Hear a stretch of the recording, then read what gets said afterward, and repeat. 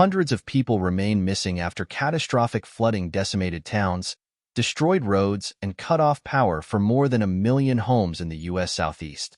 The death toll has continued to rise since Hurricane Helene, which was later downgraded to a tropical storm, tore across the region. As of Tuesday, 135 people had been confirmed dead across 6 states, a figure that is expected to grow. At least 40 of those dead were in the west of North Carolina, where 300 roads remain closed, hampering recovery operations, as well as the delivery of much-needed food and water. On Tuesday afternoon, an old flat red brick building in Statesville, 2 hours east of the city of Asheville, North Carolina, was filled with roughly 50 volunteers working to get supplies to the hardest-hit areas of the state. The previously empty room now had stacks of items, ranging from toilet paper to dog food. Several cases of much-needed water were also piled around, towering as high as some of the volunteers.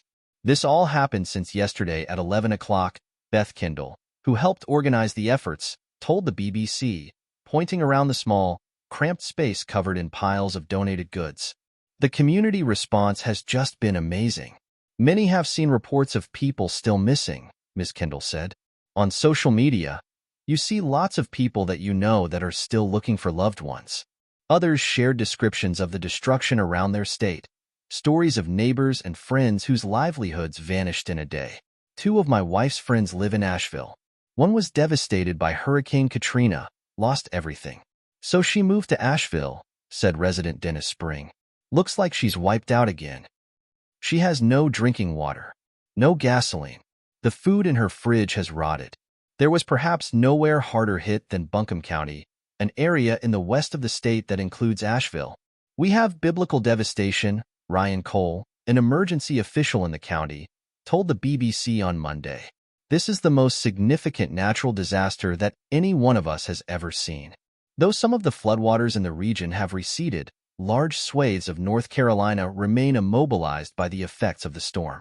The extreme weather has also forced the closure of quartz mines in Spruce Pine, a tiny town about an hour northeast of Asheville, home to the world's largest known source of high-purity quartz. The spruce pine quartz is critical for the production of semiconductors, the foundation of modern computing, necessary for devices like laptops and smartphones to function. It does boggle the mind a bit to consider that inside nearly every cell phone and computer chip you'll find quartz from spruce pine. Rolf Pippert, mine manager at the Quartz Corp., a leading supplier of high-quality quartz, told the BBC in 2019. Mitchell County, which contains spruce pine, sits about 96 kilometers, 60 miles, from Buncombe. It was hammered with more than 2 feet, 609 millimeters, of rain between Tuesday and Saturday, the Associated Press reported. As of Monday, officials from Mitchell County, where spruce pine sits, said in a statement that the county had no electricity service, cell service, or internet connectivity. Mitchell County experienced a catastrophic 500-year flood, Mitchell County said.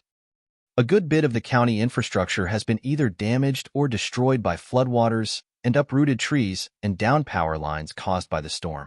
Both Sibelco and the Quartz Corp said they stopped operations on Thursday, the day before the center of Helene passed over Mitchell County. In separate statements, both companies said their priority was the health and safety of their employees. In an email to the BBC, Quartz Corp's head of communication, May Kristen Haugen, said it was impossible to determine when they would resume operations. We are currently assessing the damage at all plants, but our ability to operate again will also greatly depend on surrounding infrastructure, she said. Despite the closures, Ms. Haugen said she was not concerned about shortages in the short or medium term.